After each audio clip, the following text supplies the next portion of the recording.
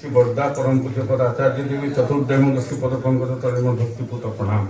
इष्ट परिवार समस्त श्रीपद पंकज तले मोर आभूमि प्रणाम। आज ये सांध्य सत्संगर बरेण्य परिचालक सत्संग जोड़ी होता इष्ट बार्तावाही रीति देवता मंडली अधूर्य दादा कर्मी मंडली सत्संग प्रेमी गुरुभ्रता भक्तिमती मातृमंडली पिलाने समस्त सांध्य सत्संग मोर प्रीतिपूर्ण जय गुरु। आज एक विशेष सत्संग मधुचक्र आयोजन कर परम श्रद्धेय गुरुभ्राता जगा भाई जगा भाई ये उद्देश्य आपण मैंने समस्त जानीपे नूतन गृह एक गृह प्रतिष्ठा उपलक्षे सत्संग आयोजन कर तेणु ये गृह तांकपाई जे मंगलमय हो एवं इष्ट प्रतिष्ठा से आग को दिन दिन बढ़ी चलतु यह परम दयाल रात्र प्रार्थना जनाए ता छड़ा समस्त सार्विक मंगल कामना करी परम दयाल रात्र प्रार्थना जनाए। जीवन में आपण अनेक समय काटी थे आज्ञा आज पर्यंत आप विभिन्न कर्म अनेक समय काटी थे किंतु जीवन में सबुठारु दुर्लभ आ मूल्यवान समय यही समय तक जो समय तक आम सत्संग बसिले एवं सत्संग श्रीचरण तले बसिले कारण ये मनीष जन्म को सार्थक करने मनीष एक खोराक पाए एक पोषण पाए जे तार जन्म को केमिति सार्थक करिवो जीवन को केमिति सार्थक करिवो। तेणु भक्त भगवान को जो महामिलन कथा कहते ये हूँ महामिलन। एटी भक्त कहे प्रभु मोर सबुठारु सृष्टि रे श्रेष्ठ मो प्रभु भली केही नाहांती मो प्रभु होचंदी सबुठारु दाता प्रभु कहती मो भक्त होचंदी सबुठारु श्रेष्ठ मो भक्त होचंदी मोर सबुठारु मूल्यवान संबल भक्त मोर पिता माता भक्त मोर गुरु भक्त मोर नाम देची बांछा कल्पतरु भक्त हाथे प्रेम डोरी भक्त जेदिगे ओटारे आमे सेदिगे घुरी भगवान कहती भक्त होची मोर सब किछि मोर बापा माँ से मोर गुरु से मोर सब किछि भक्त मते बांछा कल्पतरु बोली कहती बांछा कल्पतरु अर्थ भक्तर मनोबांछा को पूर्ण करे बोली भक्त मोर नाम देके बांछा कल्पतरु भक्त हाथे प्रेम डोरी भक्त जेदिगे ओटारे आमे सेदिगे घुरी केवल एकमात्र भक्त ही तांको जो दिग को चाहिए से दिग को जीवे पुणी कौ रजुरे जीवे प्रेम रजुरे ये भक्त ही प्रेम रजुरे केवल टाणी पार तेज से दिग को आलोचना कर आज तो ये गृह प्रतिष्ठा ये गृह प्रतिष्ठा जो हुए आम टे होम यज्ञ इत्यादि सब करूँ ये सब हुए तार कारण कौन ये गृह प्रतिष्ठा कौन कहीं करा जाए होम यज्ञ इत्यादि करा जाए ये बाबद ठाकुर दुईटी बाणी मु आलोचना करुच्ची एथुरु आपण समस्ते जानते गृह प्रतिष्ठा कहीं करा जाए ठाकुर कहले सब समस्या समाधान जानी इष्ट प्रतिष्ठान जीवन रे इष्ट को प्रतिष्ठा करी करी चलिले मनीष जीवन सबु समस्यार समाधान हुए जदि इष्ट को प्रतिष्ठा करी चले। अतएव जो परिवार इष्ट कर्मटा निर्भुल भाव होता चालू थाए से परिवार सांसारिक कर्म निर्भुल हुए आ जो परिवार सांसारिक कर्म निर्भुल हुए से परिवार को समस्या आसो कहीं समस्या कम आसे। ठाकुर द्वितीय बाणटी इष्ट चलनी थाए जदि तोर रुकबनी आ दुर्गति दुर्गति सब दुर्ग हो आण जय उन्नति जदि इष्ट चलनीटा थाए तोते आ दुर्गति अटकई पार ना से दुर्गति आस्ते आस्ते दूर को चलीज।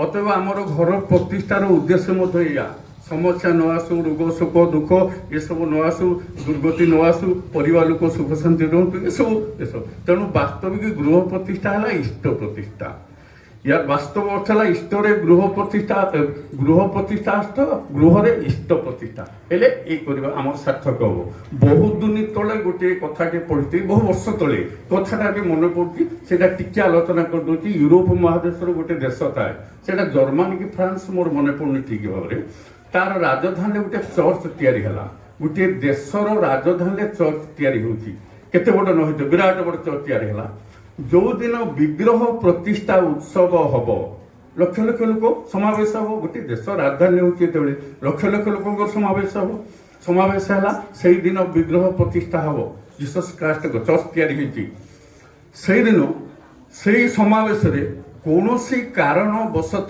दुईटी लोकंर बचसा है गंडगोल है ये गंडगोल ତାକୁ କିଛି ଲୋକ ସମର୍ଥନ କଲେ, ଆକୁ କିଛି ଲୋକ ସମର୍ଥନ କଲେ। ଏମିତି ହଉ ଏଭଳି ଭାବରେ ବିରାଟ ଆକାର ହେଲା ଯେ ସଂଘର୍ଷ, ଗୋଷ୍ଠୀ ସଂଘର୍ଷ, ରକ୍ତାକ୍ତ ସଂଘର୍ଷରେ ପରିଣତ ହେଲା। ସେଦିନ ଆଉ ବିଗ୍ରହ ପ୍ରତିଷ୍ଠା ଉତ୍ସବ ହେଇପାରିଲା ନାହିଁ। ତେବେ କଥାଟାକୁ ଆମେ ସିନା ହାଲୁକା ଭାବରେ ନେବା, ହଁ ତାର ତା ପ୍ରତି ରାଗ ଥିଲା କି ଲଢ଼େଇ ହେଇ କେମିତି ହେଲା, କିନ୍ତୁ ଯେଉଁମାନେ ଧାର୍ମିକ ଲୋକ, ଆଧ୍ୟାତ୍ମିକ ଲୋକ, ସେମାନେ ସେ ସହଜରେ କଥାଟାକୁ ଛାଡ଼ିବେ ନାହିଁ। କାରଣ ନଥାଇ ଏଭଳି ଘଟଣା ହେବ ନାହିଁ। ୟାର କାରଣ ମୂଳରେ କ'ଣ ରହିଛି ସେମାନେ ଅନୁସନ୍ଧାନ କରିବାକୁ ଲାଗିଲେ ଯେ ୟାର କୋଉ କାରଣରୁ ଏଭଳି ସଂଘର୍ଷ ହେଲା ଆଉ ତାଙ୍କର ବିଗ୍ରହ ପ୍ରତିଷ୍ଠା ବନ୍ଦ ହେଲା। ଏସବୁ ଖୋଜୁ ଖୋଜୁ ଖୋଜୁ ଖୋଜୁ ଖୋଜୁ ଖୋଜୁ ସେମାନେ ପାଇଲେ ଯେ 100 ବର୍ଷ ତଳେ ଯୋଉଠି ଚର୍ଚ୍ଚ ହେଇଥିଲା, 100 ବର୍ଷ ତଳେ ସେ ସ୍ଥାନରେ ଗୋଟେ କଂସେଇଖାନା, ସେ ସ୍ଥାନରେ 100 ବର୍ଷ ତଳେ ଗୋଟେ କଂସେଇଖାନା ଥିଲା। ଅତଏବ ମୋର କହିବାର ଉଦ୍ଦେଶ୍ୟ ହେଉଛି 100 ବର୍ଷ ତଳେ ଯୋଉ ଜାଗାରେ ଏଭଳି କାର୍ଯ୍ୟକ୍ରମ ଚାଲିଥିଲା ତାର ଭାଇବ୍ରେସନ ବା କମ୍ପନ 100 ବର୍ଷ ପରେ ବି ଲୋକଙ୍କର ମାନସିକ ସ୍ତର ଉପରେ ପ୍ରଭାବିତ କରୁଛି, ମାନସିକ ସ୍ତର ଉପରେ ପ୍ରଭାବିତ କରୁଛି। ତେବେ ଏ ଜାଗାରେ ଏଇ ଘର ଯେ 100 ବର୍ଷ 50 ବର୍ଷ ତଳେ କରୁଥିବ ଆମେ ତ କେହି ଜାଣିନାହାନ୍ତି। ତେବେ ଯାହା ହଉ, କିନ୍ତୁ ସେଇ ନେଗେଟିଭ ଥାଉ ବା ନଥାଉ, କିନ୍ତୁ ଆମେ ପଜିଟିଭ ୱେରେ ନେଗେଟିଭକୁ କାଟିବାକୁ ପଡ଼ିବ। ସେଇଟା ହେଉଛି ପ୍ରକୃତରେ ଇଷ୍ଟ ପ୍ରତିଷ୍ଠା। ଆପଣ ମନ୍ଦିରକୁ ଯାଆନ୍ତି, ମନ୍ଦିରକୁ ଗଲେ ମନଟା, ମାନସିକ ଅବସ୍ଥାଟା ଯେମିତି ରହେ, ମନଟା ଯେମିତି ରହେ, ଆପଣ ହାଟକୁ ଗଲେ କ'ଣ ସେମିତି ମନଟା ରହେ ନା? ସେମିତି ରହେ ନାହିଁ। ମନ୍ଦିରକୁ ଗଲେ ଯେତିକି ପଜିଟିଭ ମନଟା ରହେ, ମନ ପ୍ରେମ ଆନନ୍ଦ ଆସେ। ଲୋକ ମନ୍ଦିରକୁ କାହିଁକି କିଏ କ'ଣ ନେଇ ଆସେ? ଠାକୁର କାହାକୁ କ'ଣ ଦେଇଦେଇଛନ୍ତି? କେହି ଦେଖିଛନ୍ତି କେବେ? ନାଇଁ, କେବଳ ମନଟା ଟିକେ ଆନନ୍ଦ ହୁଏ, ମନଟା ଟିକେ ଆଧ୍ୟାତ୍ମିକ ଲାଇନ୍ ଆସେ, ମନଟା ପ୍ରଫୁଲ୍ଲ ରହେ। ଆଉ ହାଟକୁ ଗଲେ ସେ ମନୋଭାବ ଆସେ ନାହିଁ, କାରଣ ସେଠି ପଜିଟିଭନେସଟା ବେଶୀ ମନ୍ଦିରରେ। 1 ଲକ୍ଷରେ ସମସ୍ତେ ସେଠିକି ଯାଆନ୍ତି। ସେଇଭଳି ଏ ଜାଗାରେ ଯେତେବେଳେ ସମସ୍ତେ ପଜିଟିଭରେ, ପରିବାର ଲୋକ ଇଷ୍ଟ ଚଳଣି ନାମଧ୍ୟାନ କରୁଥିବେ, ଇଷ୍ଟ ତିଥି କରୁଥିବେ, ନିୟମିତ ପ୍ରାର୍ଥନା କରୁଥିବେ, ଇଷ୍ଟ ଆଲୋଚନା କରୁଥିଲେ, ଆଚାର୍ଯ୍ୟ ଦେବତା ଏ କଥା କହିଲେ ଅନ୍ତତଃ ପରିବାର ସବୁ ଲୋକ ଯଦି ସବୁ ସମୟରେ ଏକାଠି ନ ହୋଇପାରୁଛ, ଡାଇନିଂ ଟେବୁଲରେ ରାତିରେ ତ ଏକ ସମୟ ହେବ ଟିକେ ଇଷ୍ଟ ଆଲୋଚନା କରିବ। এই পজিটিভটা যেতে হব, আপনার যেতে নেগেটিভ থিব সে সবু নেগেটিভ আস্তে আস্তে কটিযোগ এবং সে পরিবার ভাইব্রেসনটা যিয়ে সে পরিবারକୁ আসব কুণিয়া মৈত্র তা মানসিক স্তর উপরে প্রভাবিত করব। সে গোটে নূয়া আনন্দ এটি উপলব্ধি করব। এই পরিবার ভিতরକୁ আসলে সে গোটে নূয়া আনন্দ উপলব্ধি করব। তেণু এই ইষ্ট চলনীটাকে নিয়মিত ঠিক ঠিক করা পড়ব। যে 45 মিনিট নামধান করুথিবে, নামধানটা 45 মিনিট হতো ইষ্টপতি করুথিবে, সমবেত প্রার্থনা করুথিবে, ইয়ার গোটে ভাইব্রেসনটা ଅଛି ଅଲଗା। ସେଇ ଭାଇବ୍ରେସନଟା ନିଶ୍ଚିତ ଭାବେ ଲୋକଙ୍କ ମନ ଉପରେ ପ୍ରଭାବିତ କରିବ। ତେଣୁ ଏ ଘର ପ୍ରତିଷ୍ଠାଟା ହେଉଛି, ଇଏ ହେଉଛି ବାସ୍ତବିକ ଇଷ୍ଟ ପ୍ରତିଷ୍ଠା। ତେଣୁ ମୁଁ ଆଉ ସମୟ ନେଉନି, ଅଛନ୍ତି ଆମର ବଂଶୀ ଭାଇ ଅଛନ୍ତି, ଅଛନ୍ତି ଆଲୋଚନା କରିବେ। ତେବେ ଯାହା ହଉ ଜଗା ଭାଇ ଆଜି ଏକ ଅପୂର୍ବ ସୁଯୋଗ ଆମକୁ ଦେଇଛନ୍ତି ଏବଂ ତାଙ୍କର ନୂତନ ଘର ପ୍ରତିଷ୍ଠା ହେଇଛି, ଖୁବ ସୁନ୍ଦର ହେଇଛି, ମନମୁଗ୍ଧକର ହେଇଛି। ସେ ଇଷ୍ଟ ପ୍ରତିଷ୍ଠିତ ହୁଅନ୍ତୁ, ଏଇଭଳି ସତ୍ସଙ୍ଗ କରନ୍ତୁ, ବାରମ୍ବାର ସତ୍ସଙ୍ଗ କରିବା, ବାରମ୍ବାର ଇଷ୍ଟ ଆଲୋଚନା କରିବା, ପ୍ରାର୍ଥନା କରିବା, ଏସବୁ ଚାଲୁ ରହୁ। ୟା ଭିତରେ ଘର ନିଶ୍ଚିତ ଭାବରେ ଉନ୍ନତିର ଉନ୍ନତି ପଥରେ ଆଗେଇ ଚାଲିବ। ଆମେ ଉନ୍ନତିଟାକୁ ଅଲଗା ଭାବରେ ବୁଝୁ, ସେଇଟା ପ୍ରକୃତରେ ଉନ୍ନତି ନୁହଁ। ଆମେ ଯୋଉଟା ଉନ୍ନତି, କାରଣ ଆମେ ଘରେ ଘରେ ବୁଲିଛୁ, ଦେଖିଛୁ ଲୋକ 3 ତାଲା 4 ତାଲା କୋଠା ଥିବ, କିଏ ଜର୍ମାନରେ ପୁଅ ଥିବ, କିଏ ଆମେରିକାରେ ଥିବ, ବୁଢ଼ା ବୁଢ଼ୀ ଏକୁଟିଆ ତଳେ ବସିଥିବେ, ରୋଷେଇଆ ଆସିଲେ ଲାଇଟଟା ମାରିବ, ରୋଷେଇ କରିବ, ଚାହା ଟିକେ କରିଦେବ, ପିଇବେ। କି ଦୁଃଖ ଚିନ୍ତା କରନ୍ତୁ।